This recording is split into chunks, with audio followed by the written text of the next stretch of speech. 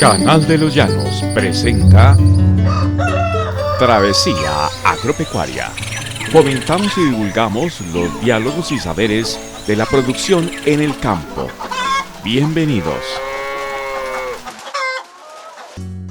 Saludos amigos de Travesía Agropecuaria. Hoy vamos a hablar sobre un tema de ganadería, específicamente de la ganadería doble propósito, que es un sistema tradicional orientado a la producción de carne y leche y se adelanta con animales mestizos obtenidos comúnmente a partir de cruces de cebú, Bos indicus y razas especializadas en leche como el Gir normando, pardo suizo, Simbrad y el Gir holando, que son las razas más utilizadas para el doble propósito, especialmente en las zonas del Trópico Bajo.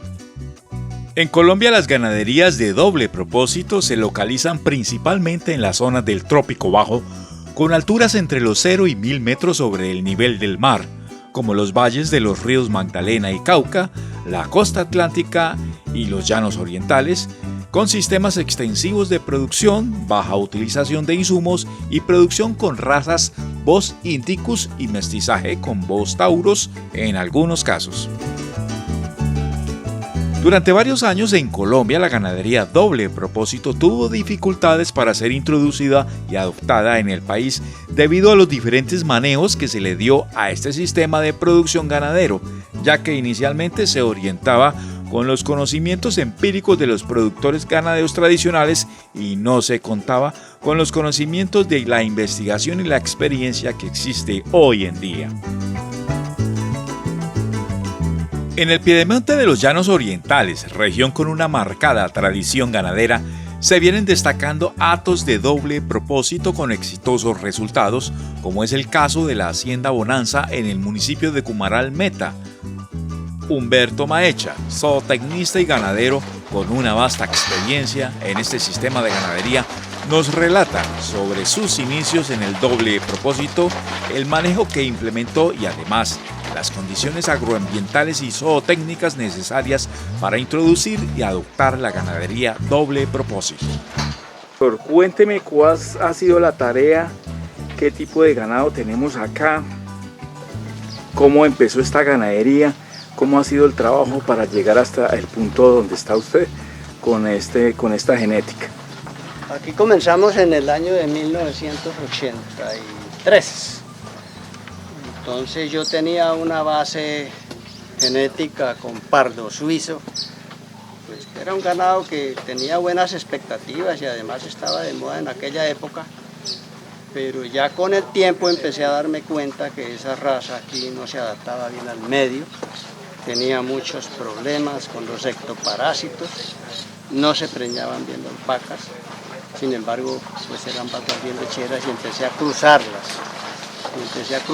con Gir lechero para darles resistencia, para darles fortaleza, y de ahí sale un producto que por cruce absorbente volví a meter Gir, pero como yo también cebo los machos, porque esto es un doble propósito, el Gir pues no es muy cárnico, empecé a cruzar esto con ganado Simmental.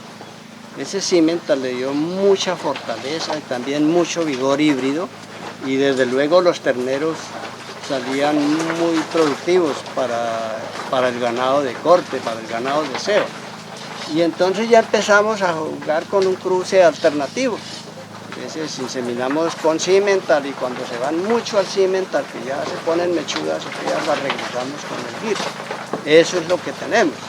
Entonces esa base pues es la que ordeñamos, esa base es la que nos da las hembras de reemplazo y las vacas que sostienen la productividad lechera de la finca. Pues todos los procesos tienen que tener una selección, porque así sean los mejores cruces hay que seleccionar. Y tenemos unos parámetros muy especiales para seleccionar. Vemos siempre al entore, en qué peso están, cómo están los ovarios, cómo está la configuración, cómo son los aplomos, cómo son los dorsos y una serie de características de evaluación lineal para poder hacer los cruces posteriores. Tratamos de hacerlo lo mejor posible, no que tengamos unas reglas específicas como para hacerlo, pero hay animales que son sobresalientes y con base en esos sobresalientes, así mismo se seleccionan las demás. Se preñan más o menos a los 27 meses con 300, 350 kilos para que tengan su primer parto entre los 30 y los 36. Entonces esas novillas que se han entorado y que por alguna circunstancia no se preñan y no están para parir en ese tiempo, también se descartan. Porque si las dejamos que den la cría después, entonces resulta que van a dar la cría cuando las primeras van a dar el segundo parto. Entonces tampoco es rentable tener eso. Descartamos, sí, descartamos mucho, andamos para matadero, yo no vendo descartes a las personas, pero hacemos eso. La selección es algo muy importante, porque cuando uno tiene una ganadería y no selecciona, pues no está haciendo nada, porque si está criando todo, eso no le va a funcionar nunca. El problema que hay aquí en el llano con estas vacas supremamente lecheras que son las Bos Taurus, como el Holstein, entonces resulta que esas vacas que sí pueden dar mucha leche, las alimentan muy bien, pero esas vacas no se preñan. Tienen el problema gravísimo de que es muy difícil preñarlas. Entonces los días abiertos de esas vacas que se pasan por encima de 300. Si uno evalúa 2 partos en 600 días, mientras que una vaca que dé 8 litros está dando casi 3 partos en los mismos 600 días. Entonces ahí es donde se busca la rentabilidad.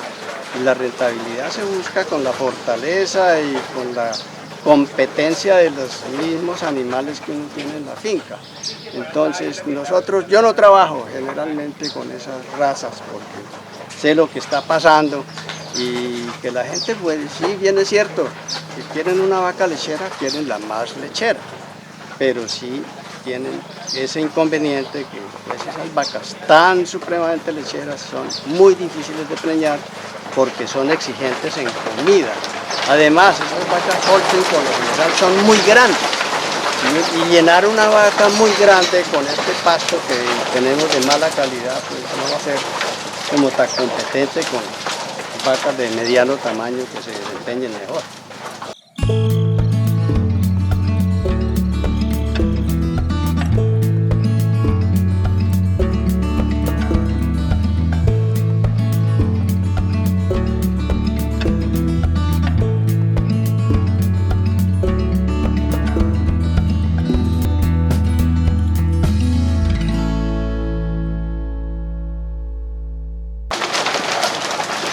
¿Estas están preñadas o están Están inseminadas, algunas están confirmadas. Bueno, cuéntenos, doctor, ¿qué tan la inseminación artificial, qué tan efectiva es? Esa misma pregunta me la hacían hace algún tiempo, que cuál era el mejor sistema para preñar las vacas, y yo dije siempre que era el toro. Es decir, la monta natural es lo mejor. La inseminación bien manejada también es eficiente y es buena. Entonces hay que tener también algunas condiciones muy especiales, un buen inseminador, un buen semen y una vaca en muy buenas condiciones reproductivas para poderla inseminar y poderla preñar. Ahora pues hay muchas dificultades con sémenes que vienen muy bajos en reconteo de espermatozoides, entonces ya hay un problema. Entonces hay que tratar de conseguir el semen de la mejor casa y que sea garantizado.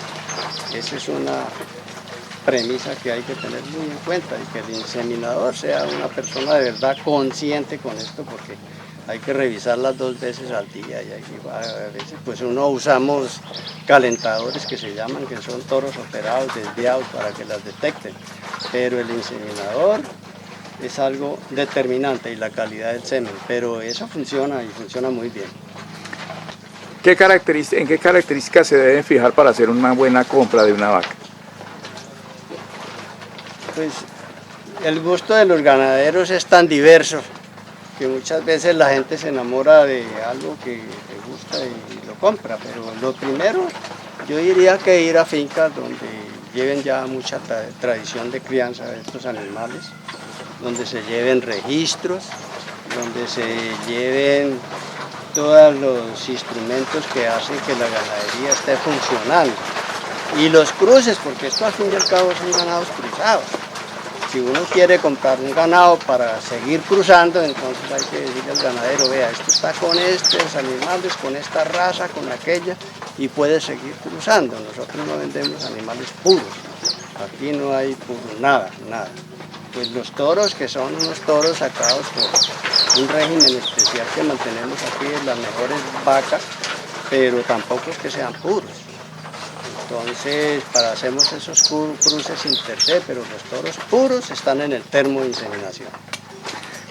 Si algún emprendedor quiere emprender una ganadería, digamos en cuanto a predios, en cuanto a ganado, aquí en los Llanos Orientales, ¿qué se necesita?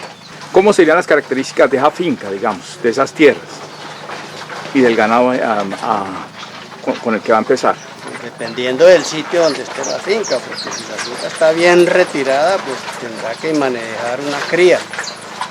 Si la finca está más cercana, pues ya manejan de esa cría, traen los machos para cebar. Y si tiene habilidad y aptitud lechera la persona que vaya a hacer eso, pues si quiere meterse, pues este es otro negocio que también requiere de mucho cuidado, de mucho trabajo y de mucha especialización. Conseguir personas para que le ayuden, que les guste este cuento de la lechería no es fácil, pero la gente que lo ha logrado y está cerca de los centros de acopio de las lecherías y de consumo de las lecherías, pues les va bien, y les va bien con un doble propósito, porque es que una vaca de doble propósito funciona muy bien porque da leche y da una cría, un ternero al año, que ese ternero en 2 años y medio, 3 años está para la venta, para la carne. Y la leche que se está vendiendo al diario, que siempre le suplen las necesidades para el mantenimiento de la finca. Esas ventas que está haciendo Colombia hacia el exterior, ¿cómo ve usted el panorama de la ganadería en Colombia y aquí en los Llanos? La ganadería, sobre todo aquí en los Llanos, si la gente se pone juiciosa a trabajar, yo conozco países donde se sacrifica el 50% de la ganadería del país al año y la repone. Entonces no importa que aquí vendamos y sacrifiquemos si somos eficientes para producir más ganado. Es que ahí es donde está el detalle.